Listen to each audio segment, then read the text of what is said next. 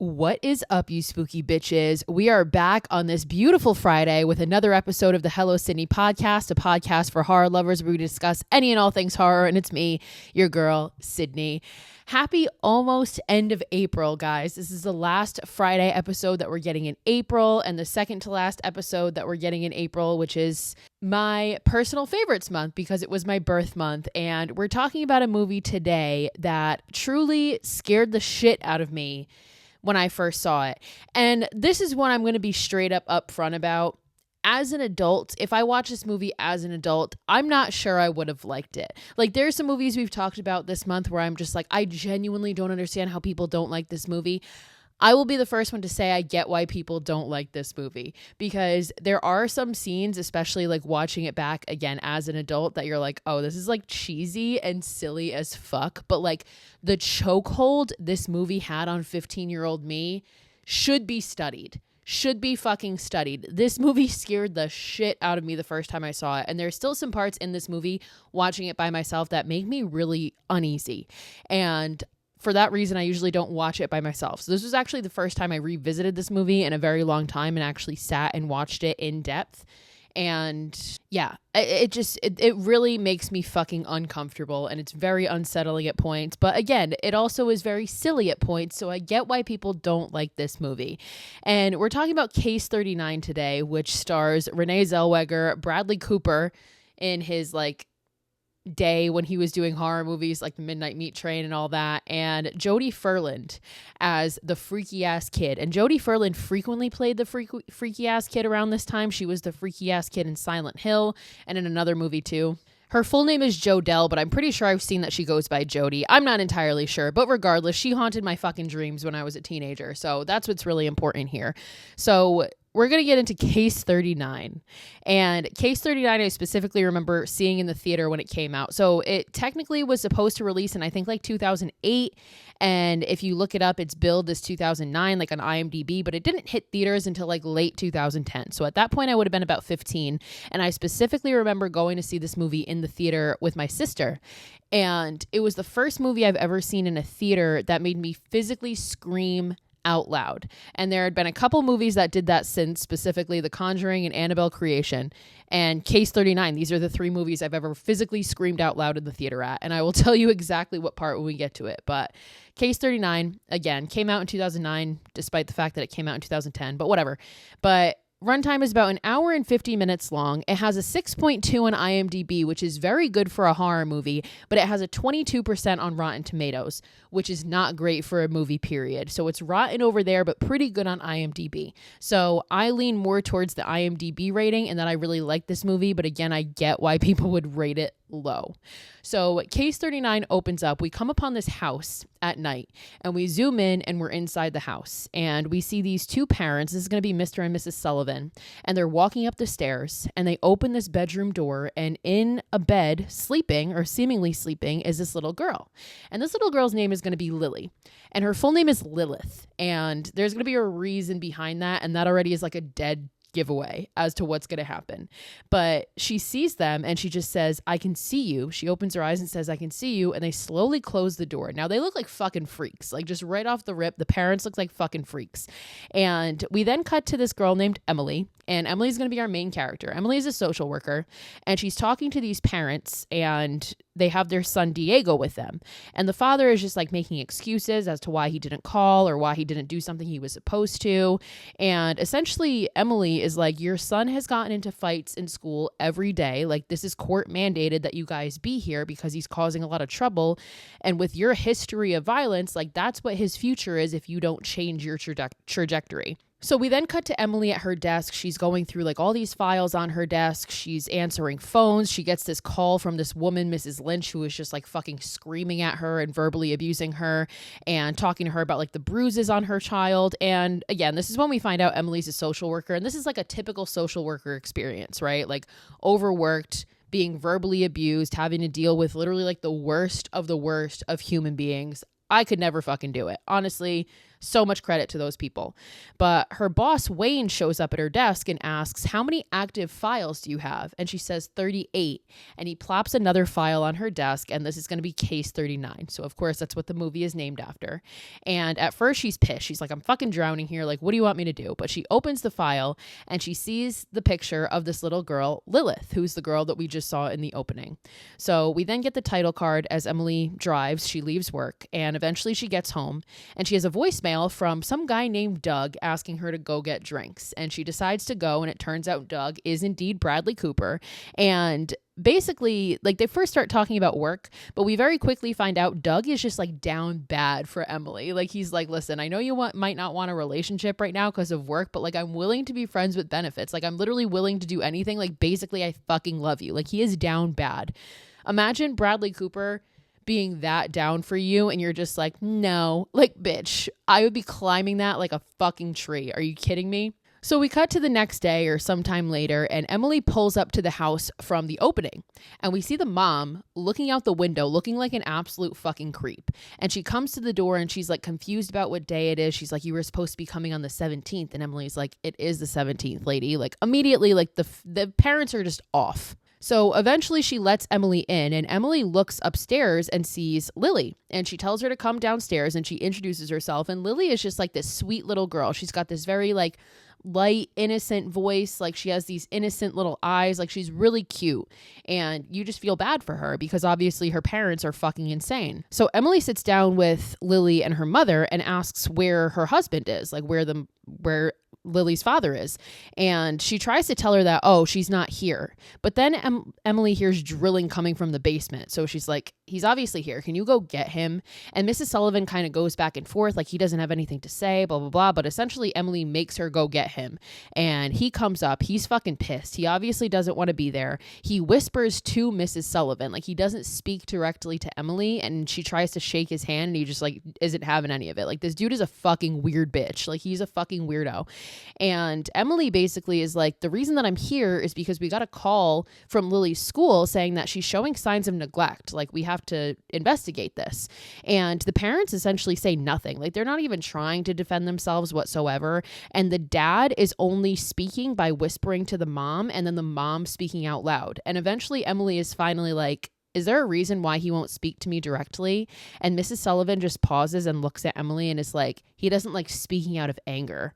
And Mr. Sullivan just straight up like stares her down like a fucking crazy psycho. Like, they're fucking weird people.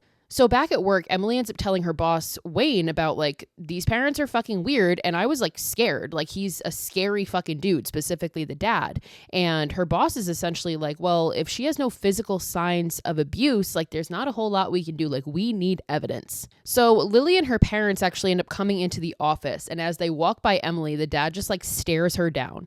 And Wayne is speaking to the dad and the mom. And Lily just straight up looks uncomfortable.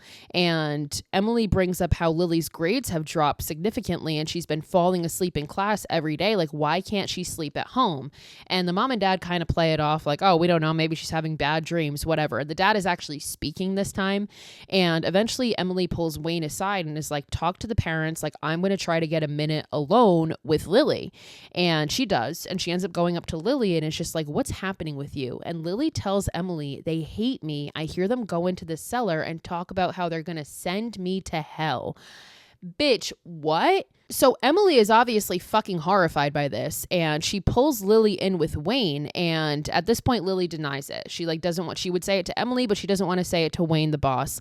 And she specifically denies it when her father walks by the window and just like stares her down. Like, this scary motherfucker obviously is like intimidating her. So she denies it. So they end up sending her home with her parents. So Emily then goes to meet with her friend, who happens to be a detective, and his name is Mike. And she gives him Lily's file and essentially is like, well, Wayne won't do anything because there's no physical signs of abuse. And even Mike is just like, well, same thing. Like, this is your job, not mine. Like, unless there's evidence of a crime, there's nothing I can fucking do. So we cut to Lily at home, and she looks in the basement and sees her father digging a hole. And he's not even just digging, because it's like a concrete floor. He's straight up drilling. That's why we heard drilling sounds earlier. So another day, Lily is outside of school about to get on the bus, and Emily approaches her and basically is telling her like, I'm going to get you out of there. She gives Lily her home phone number and is like, if you ever get scared or something bad happens, call me. So that night, Emily's at home watching TV and she gets a call, and sure enough, it's from Lily. And Lily just says, they're waiting to get me. And she starts we get a flash of Lily on the phone, and she seems like she's under her bed, and she just says, I'm scared, I'm falling asleep, and she just passes out. So obviously they've drugged her or something because she is not able to stay awake. So Emily obviously panics. She runs out of the house and starts driving. And on the way, she calls Detective Mike to meet her at the house. She's like, something bad is happening. Just fucking meet me there. So meanwhile at the house, the parents go in and they find Lily passed out under the bed, and they bring her downstairs to the kitchen and they open the stove and put her in, and they close the fucking stove.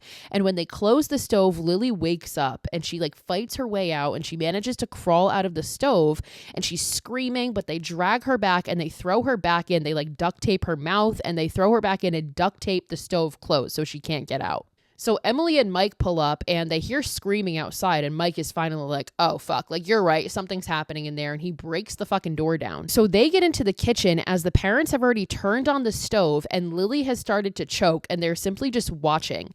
And Emily walks in and is like, oh my God. And she grabs a knife and she starts taking the duct tape off the stove to get Lily out. Meanwhile, the dad comes in and straight up just attacks Mike, and a fight ensues between the two of them. And ultimately, Mike fights him off so hard that he slams the dad's head into the fridge, and it fucking dents the fridge. And we see later that the dad's jaw is all fucked up. So Mike is not fucking around. Mike was in Nam or some shit, because my dude can fight. And then the mom picks up a knife and fucking runs at Emily with it. But Mike intervenes and pushes her off. And he just looks at both of them on the floor, and he's just like, what the hell's the matter with you people? What we're all thinking. He says what we're all thinking. He's like, what the fuck is wrong with you guys? And obviously, Lily is saved. Emily's hugging her and taking care of her. And then we cut to court, because obviously the parents have since been arrested and they're in court. And essentially the judge orders a psychiatric evaluation on both of them to determine their fitness for trial, just to based on what they fucking did to their daughter. Obviously they're not mentally okay. So Emily ends up going to the hospital to see Lily, and she finds Doug actually talking to her already, because Doug is a psychiatrist. I don't think I mentioned that earlier, but that's how he and Emily know each other, because they work together. But Doug is reminding Lily, it's not your fault what happened, obviously, as kids especially, and people in general, need to be reminded when things like this happen to them. It's not your fault. And Doug goes up to Emily and tells him, I want to put her in my group sessions to see if she'll open up in that kind of setting. So he leaves. Emily goes to talk to Lily and basically tells her, you're going to have to go to a state home because your parents obviously aren't able to keep you. They don't have any family.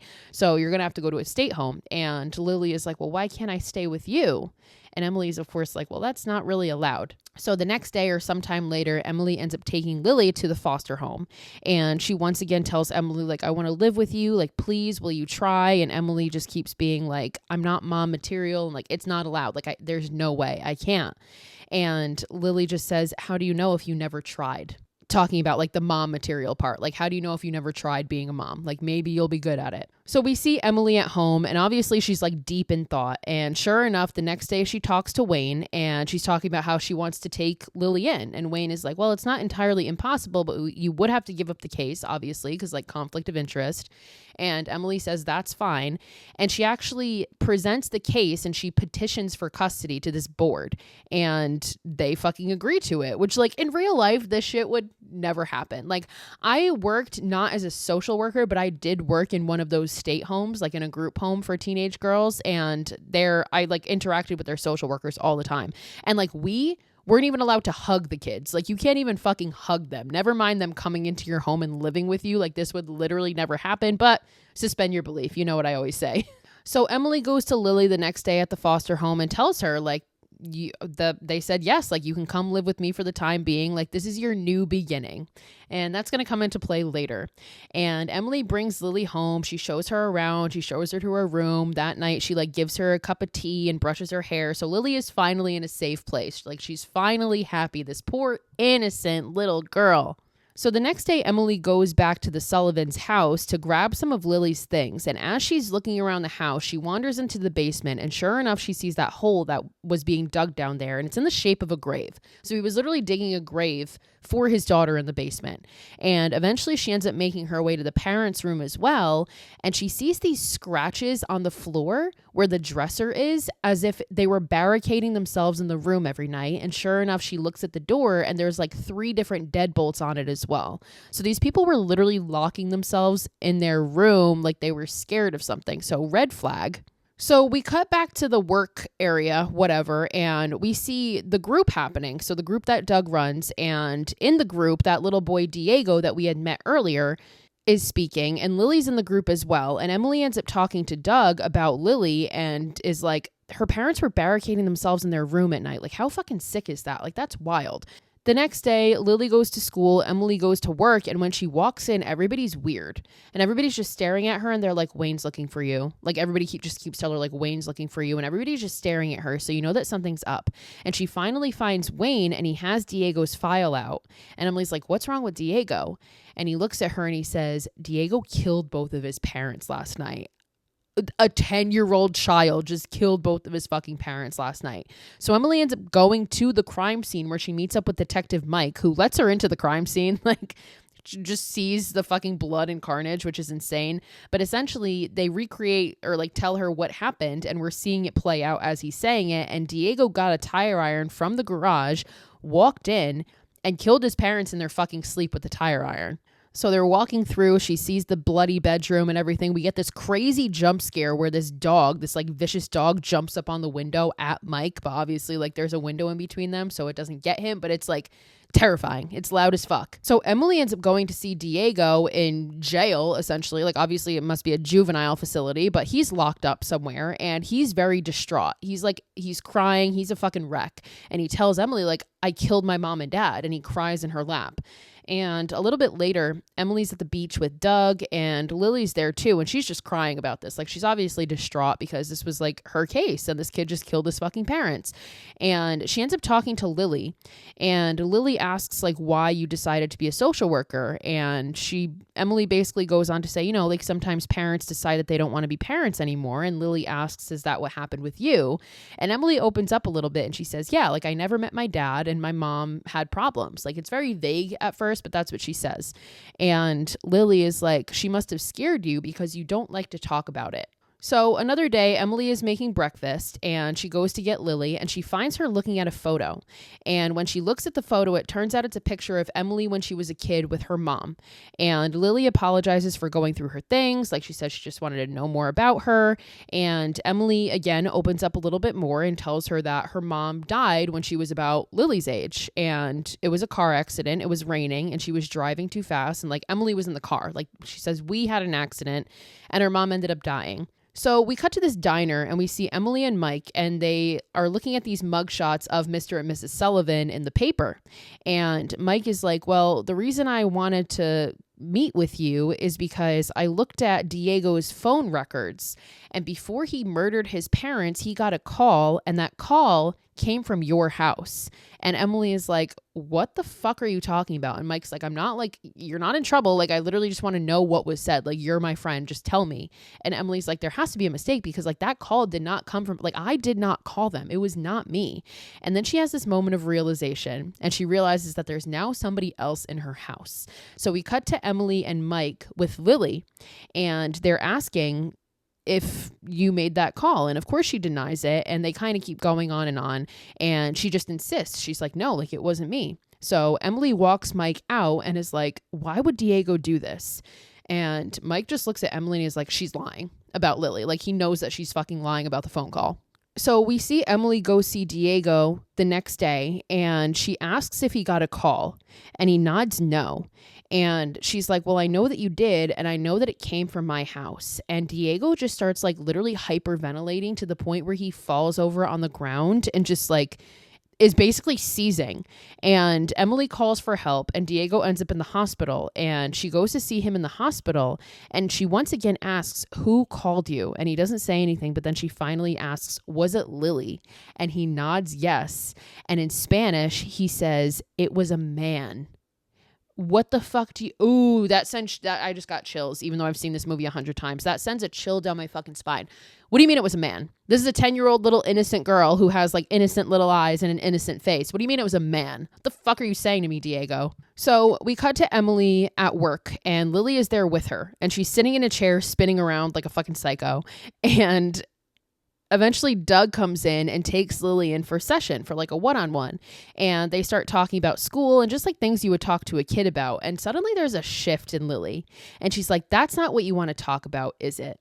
And Doug is like, okay, like you got me. And he pulls out these papers and it's one of those like self tests. And basically he's going through the section that's like, are you afraid of your parents? Are you afraid of the dark? And he says to Lily, like, you answered no on every single one of these, but I know that has to be a lie because everybody is scared of something. And he's like, I want to know what you're scared of. And she's like, okay, well, I'll tell you if you tell me what you're scared of first. And he tells a story about how he was like attacked by this hornet's nest as a kid. So he's scared of hornets. And he's like, okay, well, I told you. So what scares you? And Lily says, me.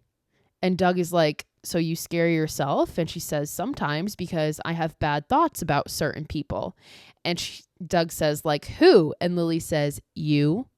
And there's like such a shift here because at this point, again, like Lily had just been an innocent little kid. And even in this scene, Jodelle Ferland is a great fucking actress because her eyes change. There's something in her eyes that's like, wow, this is not the same kid I've been following so far this whole movie. And like her voice is different too. Like she just sounds more mature. She looks more mature. Like she doesn't look like an innocent little kid anymore. And it's honestly fucking chilling. And then she essentially starts just putting Doug down. She's like, you're facile. And he's like, do you even know what that means? Which like, I don't know what the fuck that means. And she gives him like a textbook definition. And she says, and I also think you're smug.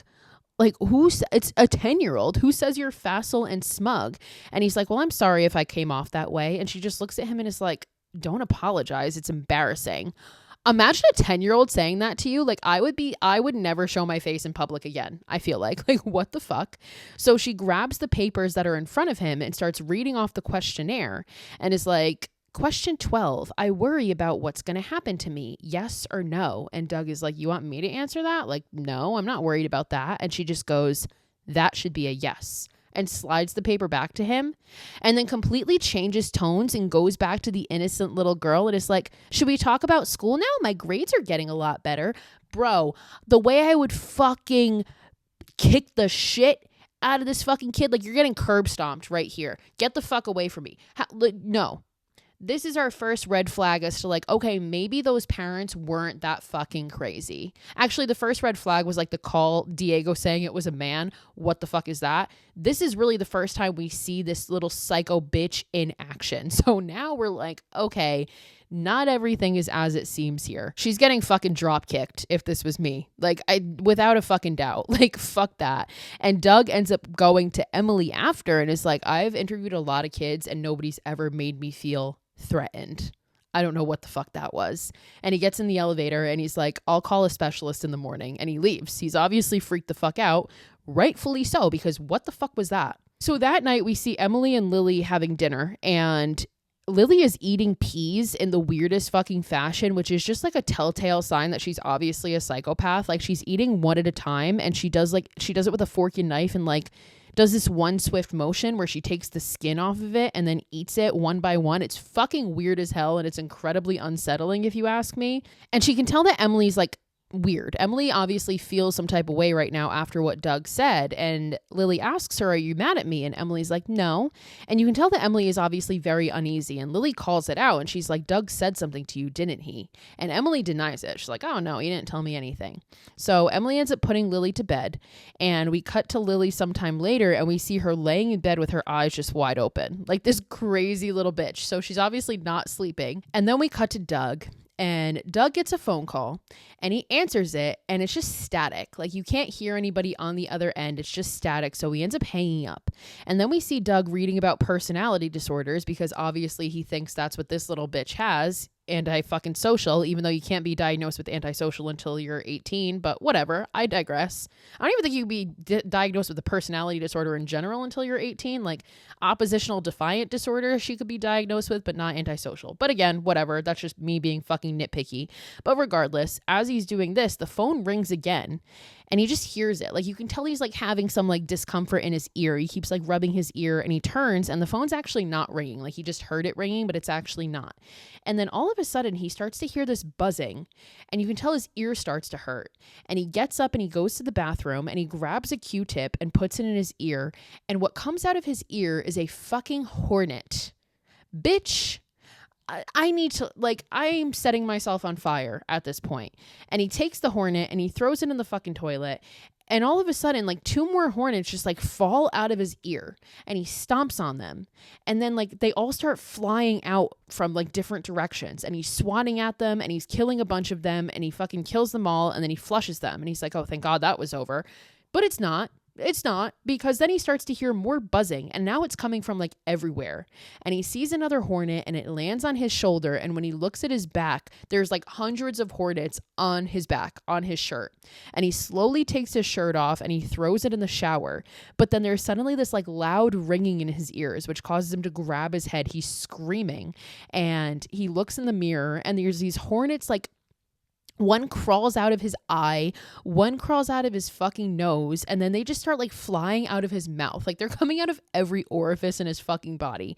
And he's just like swatting them like crazy. He falls through the fucking glass shower. Like it's absolute fucking chaos. And then eventually, I don't really get exactly how this happens, but he just like snaps his neck and falls and hits his head on the toilet and dies.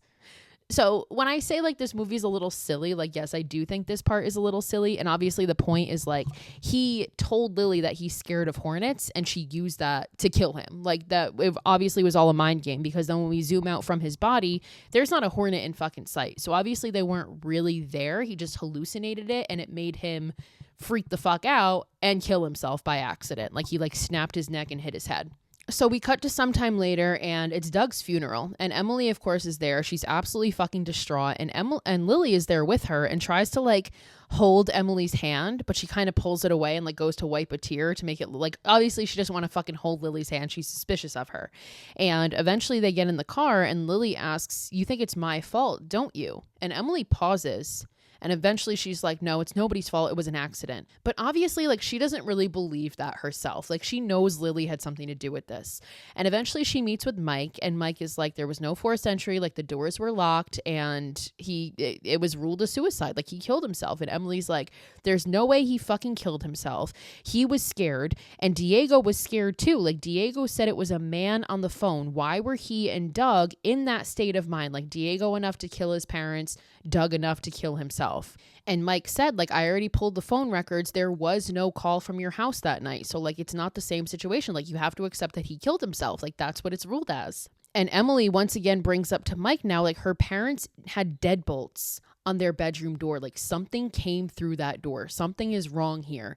And Emily ends up stealing Lily's file back from one of the desks at work, and she finds a tape inside of it, and she plays the tape, and it's an interrogation of Lily's mom, Mrs. Sullivan.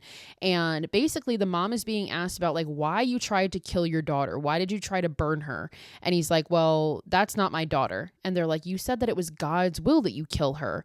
You've stated that she kills people. And the mom goes on to explain how, yeah, ever since she was born, people around us just die. Like, I had 2 brothers. My husband had 3 sisters. Like, they all started dying one by one. And she couldn't get rid of us until she found somebody else. And the second she says that, she looks directly into the camera, like she's looking directly into Emily's fucking soul. Like, she found you, bitch. Like, you fucked up.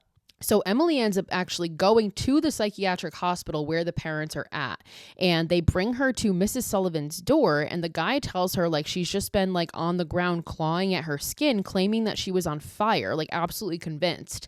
And we see the mom strapped to a bed and she's trying to like move around looking like she's convinced that she's still on fucking fire.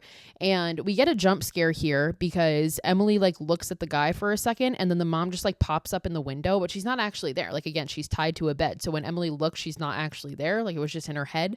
But the guy ends up telling her, like, you can see the father, you can see Mr. Sullivan. So Emily ends up going to meet with Mr. Sullivan, and he sits down with her, and his first question is, who died? Like, he already knows. He's like, I knew you would be back, bitch. Like, I fucking knew. And she tells him, my friend. And he's just like, are you scared? Because you ought to be. Like, good fucking luck. Like, basically, you should have let us fucking kill her. Like, this, you brought this upon yourself. And Emily asks, what is she? And the dad is like, well, I can tell you what she's not. She's not an innocent kid, and she's not a 10-year-old girl. And she's not going anywhere until she's done with you. Like, it wasn't an accident, her ending up with you. She saw you coming from a mile away because she feeds on kindness and decency, and that's what you are. And that's why she fucking wanted you. Basically, like, there's no doing anything around her because it's like she sees everything. And essentially, he says that when she was born, she brought something into this world with her, and it's the soul of a demon. So essentially, this is a fucking demon. They bore a demon into this fucking world. So Emily asks him, this is probably my favorite line. Emily asks him, what does she want? And the dad says, to know what your idea of hell is and make you live it. Ooh, and that's why she was so concerned with, like, what's your biggest fear? Like, I want to know what scares you. And that's why, like, that was Doug's own personal hell, was the fucking hornets swarming him and all that shit. So Emily goes home and she like kind of safeties everything. So she puts all of the files in a closet along with like the phone. She disconnects both her phones, puts them in the closet, puts all the cleaning products in the closet, and puts all the knives in her closet with the exception of one knife, which she takes. And the reason that she put the files in the closet is because she knows that's how Lily got Diego's number, because she has like files at her house from all the cases that she's working on. So she locks those all up. She locks away anything that can be used as a weapon and the phone, except for one knife. And she ends up hiding it under a pillow on the couch, which is stupid because Lily comes home from school and sits on said couch right near that fucking knife. So like if you need it right now, you can't get it. So that was a dumb idea. So Lily comes in and she can obviously tell that Emily is like acting real fucking suspicious. And she notices that the phones have been disconnected, and Emily kind of like makes up an excuse like, oh yeah, they stopped working. And Lily goes to take a shower and she's like, are they being nice to her? And Emily asks, who? And Lily says, my mother. I thought you said you were going to see her. And you can tell Emily is like internally panicking. And she's like, I never said that. And Lily just goes, must have dreamed it. And you know that Lily did this just to let Emily know, like, I know everything you're doing. Like, like her father said, like, she sees everything. She knows exactly what you're fucking doing. There's no doing something behind her back. So Emily at work the next day goes to one of the women that were on the board when she petitioned for custody and is like, have you found a place for her yet? Like, I really need you to expedite the process. And the woman kind of calls her out and is like, you petitioned for custody? Like, make it work. She's not my main priority because I know that she's in a safe environment. So like, basically, you're fucking stuck with her. So Emily ends up seeing Lily in a group, and obviously Doug's dead, so it's a new psychiatrist running the group. And she's watching Lily from a distance, and she goes up to this little girl, and she starts whispering in her ear. And this is the first part of this movie that makes me like truly scared, because as she's whispering in her ear, we zoom up on her lips, and they are just like not human. Like they distort into this like not human like way, and it's so fucking freaky to me. And Emily notices it too, and she panics. And when she notices Emily looking at her, her face goes back to normal, and it's like her lips like almost extend a little bit. It's like animalistic. It's just like so fucking eerie to me. And Emily goes up to her and grabs her violently by the arm and drags her out, which like, yes, Emily, obviously we know that she's a demon now, but like you're doing this in front of everybody, like it looks fucking bad. And everybody's looking, like the psychiatrist calls her out and is like, don't do that again. But she ends up dragging Lily to the elevator, and Emily is like, you're not going back there. And the elevator opens, and Lily just keeps saying, why, Emily? And she doesn't answer. So she's like, why, Emily? Why, Emily? Why, Emily? Like she must say it 100 fucking times. And as they're in the elevator, it suddenly stops. And Emily looks at Lily, and Lily is like, can I go back to group next week? And Emily is like, you're never going back there again. And Lily says, are you sure? And the elevator starts fucking plummeting. And they were on level like 16 and they see the numbers going down, down, down, down, down, down, down. And Emily's obviously like in the corner fucking holding on for dear life. And Lily is completely unbothered. And before it hits 1, the door just opens like normal, like nothing just fucking happened. And Lily walks out casually, like no big deal. And Emily walks out behind her, like obviously completely shook from this whole thing because she just made it feel like the elevator was plummeting and they were about to fucking plummet to their deaths. So Emily goes back to Mike, and at this point she's like, her parents are right. They're not crazy. Like this little girl is a demon. And of course, Mike doesn't believe her. And he's basically like, you're grieving, get some fucking help. Like you're not making any sense. Like this isn't my friend. So back at home, Emily installs deadbolts on her bedroom door. So now she's become the parents, right? So she installs deadbolts on her bedroom door. And as she's doing that, she drops one of the screws underneath the crack and she opens her door to go get it. And she finds Lily standing there like a little fucking creepy bitch just looking at her, and she hands her the screw, and Emily like hesitantly takes it and she just goes, "Good night, Emily," and walks off and goes to bed. So Emily closes the door and locks it. So the next day we see Emily at work, and she is just completely dissociating. Like she's literally sitting there as like everything's going on around her, and she's just like looking off into the distance, like obviously contemplating her life choices and why she has such a good heart, because that's what got her in the situation. So eventually she actually works, and she makes a call to that woman from earlier, Mrs. Lynch, who was like verbally abusing her. And this woman is not letting her get a fucking word in. Like she's trying to explain something and this woman is just screaming at her. And Emily does what we all wish we could do. Like if you've ever worked in like customer service, or like when I worked in the group home, like some of the parents are truly like this, and like you wish you could say something like this. This is one of my favorite parts of the movie, because Emily finally just like loses it, and she's like, "Shut the fuck up, you miserable woman, before I come over there and beat you like you beat your son. I have your address." And she fucking hangs up, and you're like, yes, like the release that I would have gotten being able to say that to one of those parents that I had to deal with. Like, my God, what a fucking release that must have been. And the best part of this whole thing is Wayne, her boss, shows up in front of her and is like, "Okay, well, you're certainly in no state of mind to be here today." Like he's not even mad about it. It's like he's like, "I get it. Like I've wanted to do that too, and probably has done it before." And he tells her to go home, but then suddenly he gets a phone call, and he answers it, and we can hear that it's just static, and he just gives the phone to Emily and goes, "It's for you." How the fuck do you know it's for her? So Emily grabs the phone, and it's Lily. And Lily says, "You shouldn't leave me home alone, Emily." So Emily panics and she hangs up and she puts the phone down. And when she looks up, Wayne is gone, as is everybody in the office. Like the office is dark, and she looks down and the cell phone she just put down is gone. So now Lily is like playing fucking mind games with her, because who knew if they were even there in the first place? And she hears the sound of a spinning chair, because that time that Lily was in the office and she was spinning around in that chair. And sure enough, we see a chair spinning. So it's almost Lily being like, "I'm still here. Like I'm fucking watching you. Even though you don't want to come home because I'm there, I'm still fucking watching you. It doesn't matter where you are." So Emily ends up going home, and she walks in, and Lily is like trying to talk to her, and Emily completely ignores her. And she goes to her room and she locks herself in. And now Lily starts knocking on the door, and we see Emily in her bed with a screwdriver. And it's lightning, it's raining, so like that makes it even fucking creepier. And she's shaking. She doesn't want anything to do with this fucking little girl.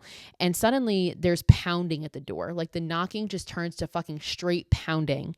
And she starts screaming, "Let me in." So Lily's just like, "Let me in, let me in." And Emily gets into the corner of her room. She's fucking shaking, she's crying, and she just screams, "Leave me alone."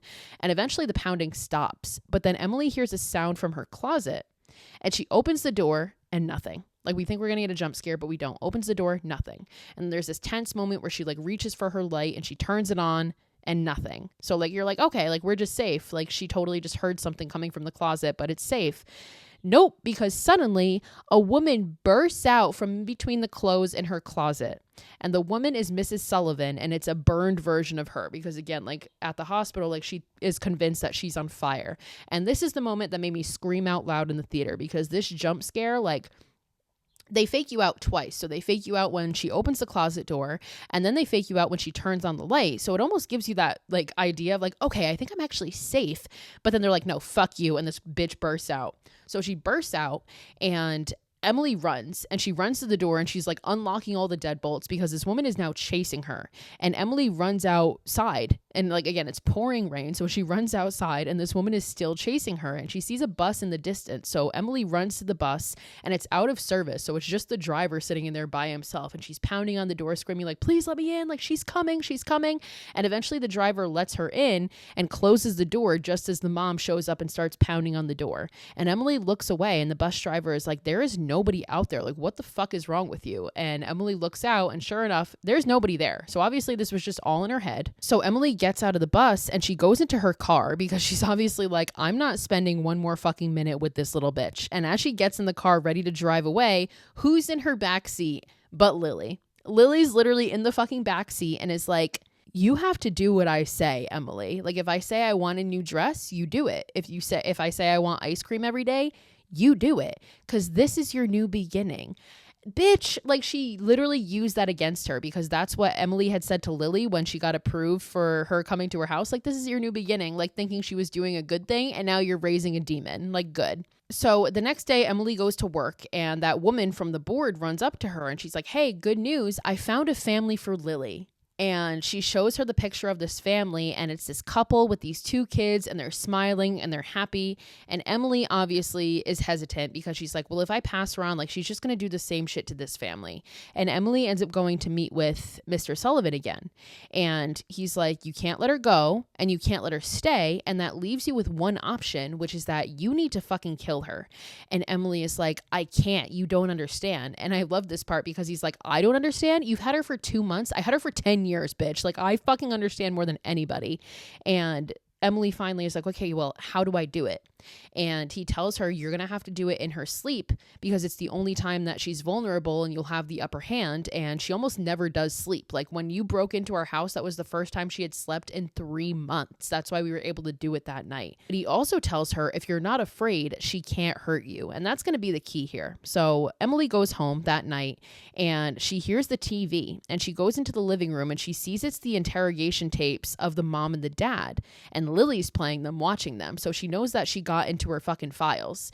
And Lily looks at Emily and is like, they did what I said for a while, but then they stopped. But I always knew what they were thinking. So essentially she's telling Lily, like, I know you're thinking to kill me right now. Like, I know that you're trying to do it like they tried to do it. So we actually cut to the mom in the hospital and the nurse leaves her room and the mom starts to hear screams and the room turns to look like it's burnt. Like the walls were fine, but now suddenly they look burnt.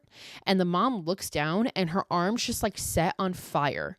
And she starts screaming for help and the nurse looks in and we see that she's just flailing around. So like in her mind, Lily is obviously like still has a hold on her and is playing these mind games on her. Like she's making it seem like this woman actually thinks she's on fire. But when normal people look at her, you're like, oh, she's just flailing around like a crazy person. Like she just fucking is insane. But obviously she's not because she actually thinks she's on fire because that this demon is doing it to her. And then we cut to the dad and we see him sitting down to eat. And he's sitting across from this guy who is eating his peas in that same weird ass psycho fashion that Lily does. And this guy looks up and in Lily's voice says, I'm glad you're getting the help that you need, Daddy. And the dad hears this and he just jumps across the table and stabs this dude in the fucking neck. And it just turns into absolute chaos. Like the officers are trying to grab him. The dad is jumping from table to table. And eventually he falls on the fork that he just stabbed this guy with and stabs himself in the eye and dies. So the dad's dead now. So Emily goes to Mike to tell him like Mr. Sullivan is dead. And he's like, I already know. And there's also something I need to tell you and show you because this came in at 2 a.m. And he plays this phone call that he got the night before. And at first it's static, but then we hear a man's voice. And Mike asks, who is this? And the voice says, just a little girl. And the fucking voice is so creepy here because it's like a male and female voice combined, but it definitely doesn't sound like a little girl and it doesn't sound human. And it's so fucking chilling. And Mike also tells Emily she did call Doug that night, but she used your cell phone. So it took me a little longer to track the call. And it's at this point that this is what gets Mike to finally believe what Emily's been saying. And he agrees to help kill Lily. He's like, we got to kill her. Like, that's the only way. So Emily ends up going to the doctor and she gets some sleeping pills. So we know that this is how she's going to try and get her. And we see Mike get a gun from the station, like a shotgun, like he's getting ready to go to. And Emily goes home. And when she walks in the door, she sees her case files all over the floor.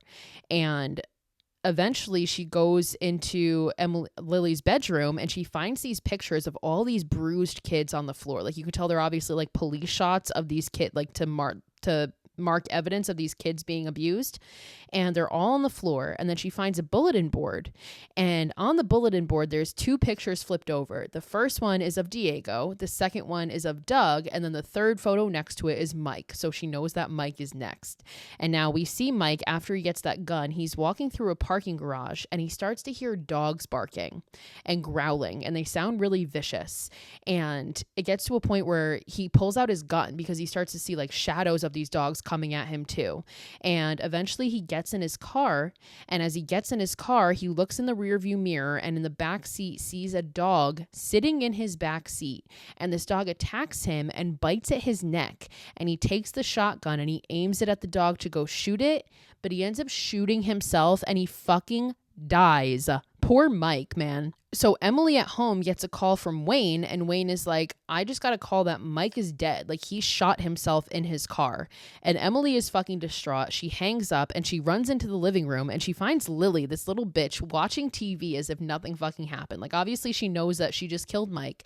And Emily just like smashes the TV, like literally knocks the TV over, smashes it, and yells at her to get out of the house.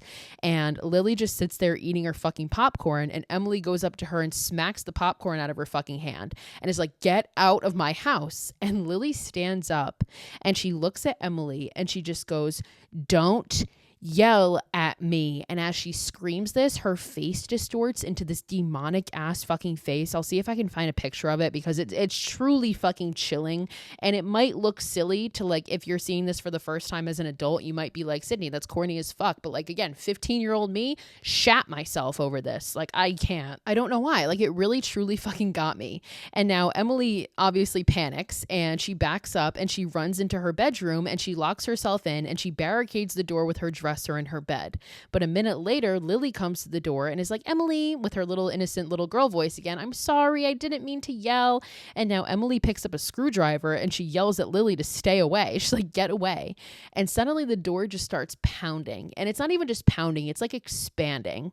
And the locks start to break off, the dresser starts to slide back, and fucking Emily is freaking out. She's screaming, she's crying, and she tries to hold it and she gets like a splinter in her foot. It's like a gross scene. You see her foot going towards this like piece of wood moved up, and eventually the door's open. So Emily hides under her bed and Lily gets in and she's saying Emily, and she's talking to Emily, and her voice again is distorted, and we can just see like the feet coming around the bed. Like, it's like a POV as if we're under the bed with Emily, and we see the feet coming around, and Lily grabs a screwdriver off the floor and stabs it into the fucking ground. Like, she has that much force. She stabs it through the fucking hardwood floor, and she starts laughing and she gets down. And she's normal. Like, thank God she looks fucking normal. And she's just laughing as if this is just like a casual like game. And she's like, what are you doing, you silly pumpkin head? Like, I am roundhouse kicking this bitch to the fucking face. And she's like, okay, I guess I'm going to come under there. And Lily crawls under the bed in the most unnatural and inhuman way you've ever seen in your fucking life. Like, it is the creepiest little fucking crawl you've ever fucking seen. And Emily is just laying there terrified, and she's like, what do you want? And Lily just says, what you wanted from your mother. I want for you to love me. Which, like, what a fucking low blow, brother. Like, what the fuck? Like, not only are you killing all my friends, but you also have to like throw my trauma in my face? Great. So Lily asks if she'll come tuck her in. And now Emily is going to play nice so that she can fucking do what she needs to do. So Emily's like, okay. So she makes her a cup of tea, and we see her crush up the sleeping pills and put them inside.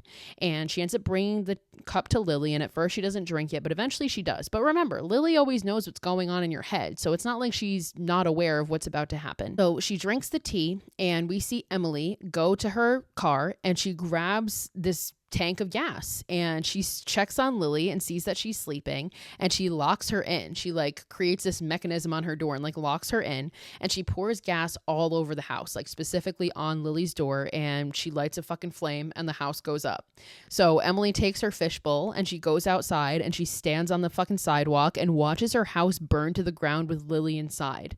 And the firemen show up, and as she turns, who does she see in the crowd but this little freaky ass bitch, Lily? She got out. She survived. Like, she obviously, it wasn't that easy. And she just looks at Emily and goes, that was mean. Are you kidding? I'm beating the shit out of this child. So they end up getting in the car. Her house is now completely gone. All of her belongings gone. They end up getting in her car, and the cop tells them, like, follow us downtown. We'll find a place for you to stay tonight. So Lily's in the passenger seat and Emily's in the driver's seat, and she's driving, and you can tell Emily is just fucking pissed. And suddenly she just veers off from following the cops. And Lily just looks at Emily and just starts like really fucking twisting the knife. Like, again, as if it's not bad enough to like torture her and like kill all of her fucking friends. Now you have to just like put her down about her mother, because she starts telling Emily she hated herself and she hated you. I'm crashing this car with both of us in it. You best fucking believe. And Lily goes on to say, they said it was an accident, but you know that it wasn't. And you're afraid of becoming her. That's why you never had a kid. Like, she is just, again, like just twisting the fucking knife. But Emily actually uses this to her advantage, and she steps on it and she starts fucking speeding, and it starts raining like a motherfucker. Like, it starts pouring. And suddenly she looks to the passenger seat and Lily is gone. And when she looks in the rearview mirror, she sees herself as a child saying, Mom, slow down. And she looks in the mirror and sees herself as her mother. So Lily has now like put her back in the situation, but in the shoes of her mother. And as the mother, Emily sees this truck coming at them. And this must have been how her mother actually died in real life. Like, this must have been the accident. But Emily is like, it's not real. It's not real. And she speeds full force into this fucking truck. And when she hits it, sure enough, she snaps out of it and it's normal. There was no fucking truck there. And she's right. So she just like overcame this fear that Lily caused. And she looks into the passenger seat and she sees Lily like not hyperventilating, but she's just like breathing heavy because Emily just full force drove into this truck. So obviously she saw it too, and she panicked, and she's getting a little freaked out now. And Emily just looks at her and she's like, are you scared? Because I'm not. And it's finally at this moment where you're like, oh, so now this demon has no fucking power, because like the dad said, like, as long as you're scared, that's how it gets you. If you're not scared, she can't hurt you. So Emily suddenly veers off the road and she goes through this gate and she just drives the car into a fucking lake. If you've ever seen The Office, you know the episode when Michael Scott follows the GPS and ends up driving into a lake. One of my favorite things in The Office is when they bleep out words. Like, there's only a few times where they say fuck, but this is one of them. And Michael's like, I drove my car into a lake. And Oscar is like, you did what? And he's like, I drove my car into a fucking lake. But they bleep out fucking. But that's what I think of every time I see this movie, or anytime I see anybody like drive into a body of water. But I digress. The car drives into the lake and it starts to sink to the bottom. And now we're in the car with Lily and Emily, and the car obviously starts to fill up with water. And Lily like grabs Emily and she manages to get free, and she shoves Lily into the back seat, and like through the back seat has fallen down. So she's like trying to shove her into the trunk to like lock her in there. Water is filling up, and suddenly Lily turns into her demon form, and this like demonic hand comes out. And as she's shoving her in the trunk, like her face distorts into a fucking demon again. And this is a part too, like watching it as an adult, it's a little silly. Like, the effects are definitely a little like cheesy here, but like, again, 15-year-old me, chokehold, terrified. So now the car is essentially completely underwater, but she manages to get Lily into the trunk and put the seat up so she can't get out. And now Emily's trying to get out, and somehow she gets the driver's side door to open, which like I was under the impression that if a car goes underwater, you can't open the door. Like, that's why people have those window breakers. So but again, what the fuck do I know? And maybe I'm looking too much into it. But she starts to swim to the surface when suddenly this like demon hand comes out of the fucking like trunk, like where the headlight is supposed to be, like punches through the headlight, comes out of the fucking trunk and grabs her. And you can tell it's a demon hand because it's like gray and it has these long ass fingernails, and it starts to drag her down. And now Emily is like screaming underwater. She's trying to fight it, and eventually she manages to kick the hand off, and she swims up and she fucking makes it to the surface. So Emily gets up and she crawls out of the water and she looks down, and the water's all calm, and then suddenly these bubbles start to come up. But then nothing happens. It's a fake out. So like you think she's going to come back for a second and you're like, God fucking damn it. But it doesn't. So she wins. She fucking killed her. She wins. And she just sits there looking at the water as the sirens approach in the distance, and the movie ends. And Emily has no car, no house, no friends, no boyfriend, probably no job. Like, what have you won? So that's fucking case 39. And actually, the original ending was supposed to be different. And I'm not sure if I would have liked it better. I don't think I would have. Like, I actually liked the ending because I liked the idea that, like, after all she went through, like, she won, she defeated it. So we think, because the original ending actually had it that she did drive into the lake and somebody dives in and saves Lily. Like, somebody pulls Lily out of the car and saves them. And Emily starts to, like, drown, but they end up pulling her out as well, like, at the last moment. And then she actually ends up being, like, arrested for trying to kill Lily.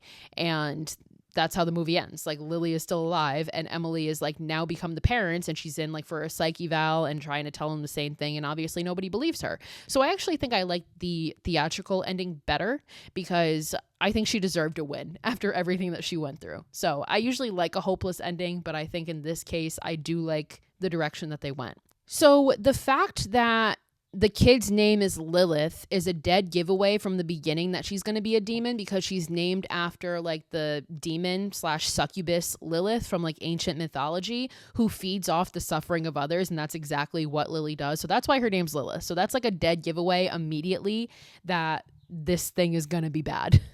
I don't know, man. There's just something about little kids in movies being evil that really just, like, strikes me to my core and freaks me the fuck out. And I think this is definitely part of the reason why I never want to have children, because I can never deal with these freaky little fucks. Like, I would be arrested immediately. Like, CPS would be called on me because I'm abandoning my fucking child if anything ever happens like this. So that's case 39. Again, I would love to know if this movie, like, if people actually like this movie, or if it scared people, or, like, if it was just me because I saw it when I was young. I truly don't know. Again, I understand this one, why people wouldn't like it.